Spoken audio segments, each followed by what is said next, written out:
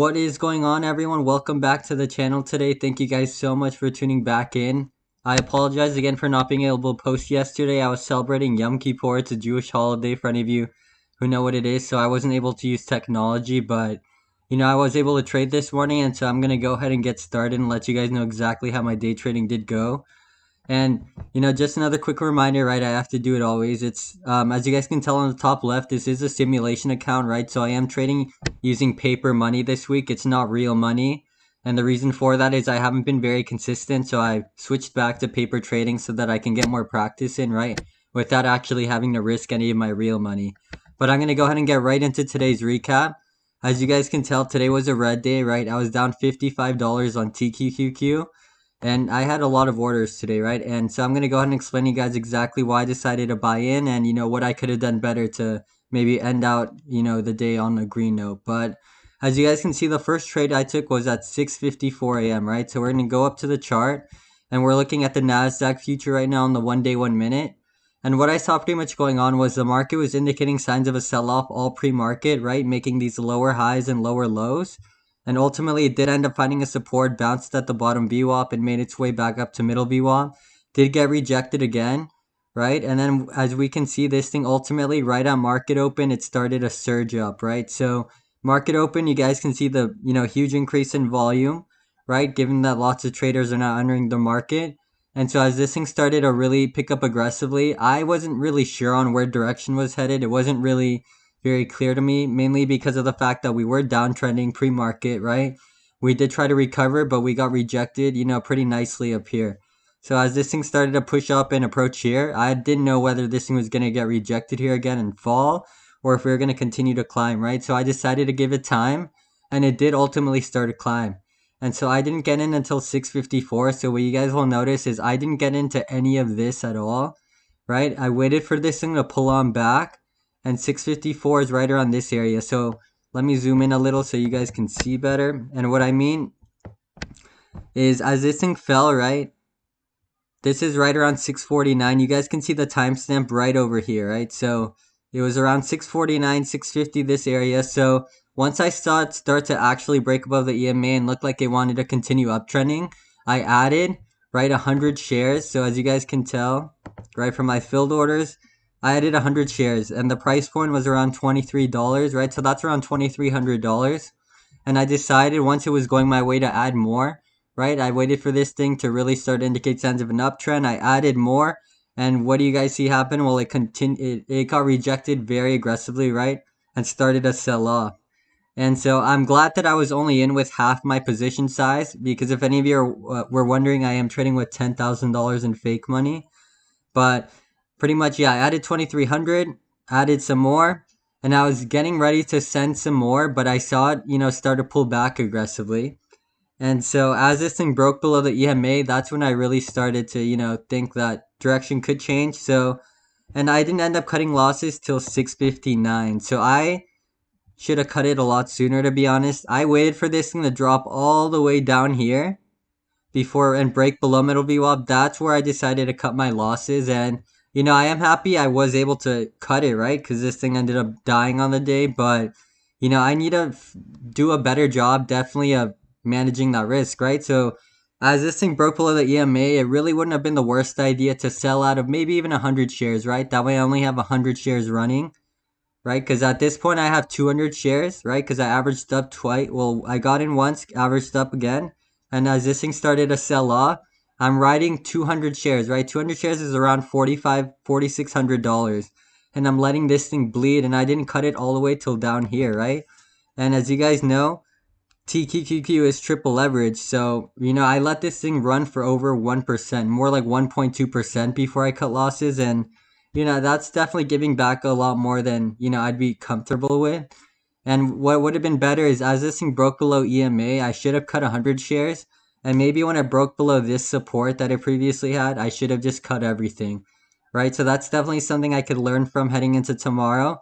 But as this thing started to fall, it continuously started to bleed, right? And so this type of movement, made me think that if I'm patient enough, I can really wait for the reversal to happen.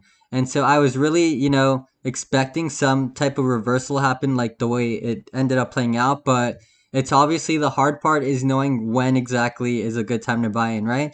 So I was waiting for this thing to bleed, bleed, bleed. And if you guys will notice, I didn't buy in again until 701, right? And then I was averaging up in increments. So 701 is right around here, right? So at the bottom of this bar, right? It sold off enough within a short period of time for me to maybe want to get in a little bit, right? Doesn't mean I'm going to get in fully because this thing could continue to sell off the way it did. So I bought in with, 100 shares, kept it light. And then as you guys can see, I was adding in increments, right? So I added again at 704, 716, and 718. So why did I add at 704? Well, this thing, right, sold off. I bought in. It started a bounce. I thought it was going to end up, maybe pushing up closer to EMA, and I was going to try selling there. So I averaged up a little more, and this thing continued to sell off. But I was only in with 200 shares, right? So not the biggest deal, but I definitely didn't feel too comfortable when this thing started to go south, right? So I should have been in. What that's telling me is I should have, tried to reduce my position size again. That probably would have been pretty smart to do because I wasn't really comfortable tolerating that much money with this thing continuing to sell off, right? Lots of selling pressure. This thing ultimately ended up bouncing here, and that's one thing I took notice, right? This thing bounced, pushed all the way back up, and as you guys can tell, I averaged up again as this thing pushed up, got rejected, and so I ultimately had to cut the shares. So I reduced the shares I bought in there. And then what I was telling myself is I'm going to be more patient, right? I'm going to wait for true confirmation. What do I mean by true confirmation? Well, this whenever a stock changes direction, it typically tends to do three things. It'll uptrend, it'll trade sideways, right? Also known as consolidating, where it's trading sideways, no longer really making an uptrending or downtrending. It's just trading sideways. And then after it consolidates, it'll choose a direction, and it could continue to uptrend or downtrend, but we ultimately saw this in downtrend, right? So as I bought in here, averaged up again here, then bought into more here, but then cut those shares right around this area. I told myself I'm going to be patient and wait for true signs of confirmation because every time this thing would break above the EMA, it wouldn't last very long. So I let this thing trade sideways, and ultimately, right, I ended up buying in right around this area because what I saw going on was this thing would push up, right, sell off, push up, sell off, but it would make a lower high, right? It wouldn't go as high as it did before. It'd push down, push up, and then as you guys can tell, right, another lower high. But ultimately, we saw this thing pull back down, right, to its previous support area, had a nice bounce, and I saw this thing break this little resistance I'm talking about, right, where it's making these lower highs. Once I saw this thing break above and pull on back and start to really want to go, that's when I decided to add more, right? So as you guys can see, right around 742, right? And 748 is when I started to add more.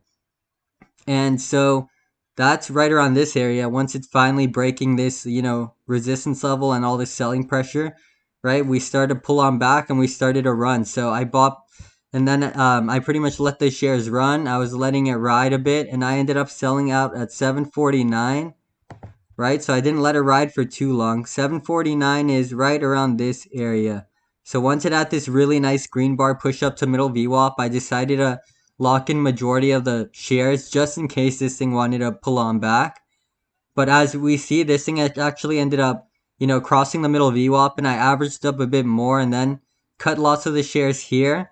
But then I did have a few shares that I let run, and I didn't end up cutting those shares until this area. I believe it was around 200 shares. And so that's ultimately how I ended up red on the day. I stopped trading right around this point, right? And so as this thing pushed up and it was up here, I was actually green on the day. Not much, probably around $20-$30, but the thing that was frustrating me today was I was in the red majority of the day. The first mistake was, well, I did a good job of going with the flow, but once I saw this thing go south, as I mentioned, I bag held the shares for too long, ended up cutting it down here, and by then I was already down a decent amount. It was probably closer to like 60, 70, maybe even $80.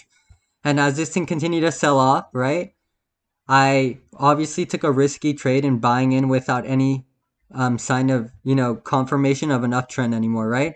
So I decided to buy in early, took that risk, and I did get, lose money on the way down here. As you guys can tell, I was buying in, and getting faked out a bit around like 729, 738. I would be buying in, and then this thing would end up continuing to sell off, so I'd have to cut the shares, right? So first mistake was letting these bag hold. Second mistake was getting in before there were signs of a change of direction for this thing to continue to uptrend, right? I was getting in trying to predict the bottom, and it's obviously very hard as a trader to try to do that because this thing was selling off so aggressively that there was lots of selling pressure, right? So that the fact that I was trying to just pretty much guess when the bottom was going to be at and try to get at the bottom, that's definitely a mistake I've made a lot, and I see lots of beginner traders make as well. So what we want to do is focus more on getting in heavy when direction's in our favor, right? So by the time I was buying in, and then getting like chopped out, right, with all this choppiness, I was having to cut the shares I bought in. I was down over $100 on the day. I think I was down closer to $120. But once this thing started to show signs of an uptrend, right, true signs of an uptrend, it sold off, it started to consolidate, right, or trade sideways, as I mentioned. And then we started to actually use the EMA, right, as a support rather than the resistance, right? The EMA line is this blue line that glows here, right? And so as this thing's selling off, it'll pick up, sell off, pick up to EMA, get rejected, right? And then it would consolidate here and it starts to uptrend. Well, what does it do when it uptrends? It now trades above the EMA line, pulls on back, and anytime it approaches it now, it pushes up. And so that's what I mean by waiting for true signs of an uptrend. So as this thing continues uptrend, I started to get in aggressively as you guys saw in my trades, and I was able to make back at this point. As I mentioned, I made back everything I was down, and I was in the green.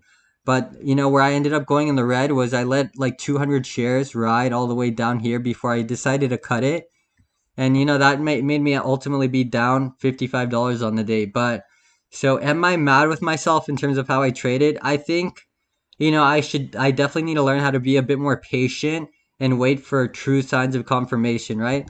It's very tempting to want to try to predict where the bottom is, right? Because you think to yourself, well, there's plenty of support levels right around this area, so the chances of it bouncing around here are probably high, and I want to get in at the lowest price point. But the problem when you do that is it doesn't have to follow previous support levels, right? As we saw here, this thing continued to sell off all the way to bottom VWAP, and I dug myself in a bigger hole by not staying patient, right? It was only until finally this thing was actually indicating signs of an uptrend where I was able to make all the money back, but ultimately, this thing got rejected harder than I thought it would, and so I had to cut it there. And so, ultimately, I'm, not mad at myself for not continuing to trade on the day. Direction was very choppy, it'd break above the middle VWAP, break below it, break above, break below, and it was just trading sideways, wasn't really choosing a direction until later on in the day, right? So what I could have done is noticed it was trading sideways within a little channel here, and so I could have set my alerts for this thing when it breaks above, this support or this support area around here. I could have maybe revisited the market and maybe try getting into SQQQ, right? Because you could have made money as this thing fell, waited for this thing to pick back up, and then ultimately continue to ride it down, right? And so, yeah, so that's ultimately how my day trading went today. That's what ultimately cost me $55, but I'm still happy in terms of my trading. I just need to learn how to be more patient, right? And really just wait for a true setup to present itself. And as you guys know, I haven't been trading that much in terms of my filled orders, but today I had a decent amount, 26. And the main reason for that, I was actually using Active Trader today. And for any of you who don't know what that is, you can pretty much set the quantity you want to buy in with, right? And if you click auto send, anytime you press buy market, it instantly buys you in with that many shares, right? So normally you guys, I'm used to buying in like an old, it's a lot slower where you press, I use a hotkey where, for example, I press control and B for buy. Oops, it was about to do that. And it normally pops up a message and I have to put, I have to retype in the quantity or the dollar amount and then click send. So it's a lot slower in terms of buying in and selling out. So today I wanted to, since I was averaging up in increments, I wanted to try using Active Trader, and I thought that, I actually really enjoyed using it, and I think I'm going to continue using it heading into tomorrow. So I'll let you guys know exactly how that goes, but yeah, that's definitely a cool feature that lets you buy in and out a lot quicker for any of you who were wondering, who do use ThinkorSwim. But yeah, that's ultimately everything I wanted to talk about today. Thank you guys so much again for tuning back in. If you guys are new to the channel, we really do appreciate you dropping a like and subscribing. It really helps us out a lot. But Other than that, if any of you guys have any questions at all, you want me to break down a stock or a stock indicator, anything like that, just drop a comment down below and I will be more than happy to make a video on it. But yeah, that's everything I wanted to talk about today. Thank you guys so much for your time again. I hope you guys all enjoy the rest of your day, and I will see you guys tomorrow in my recap. Take care.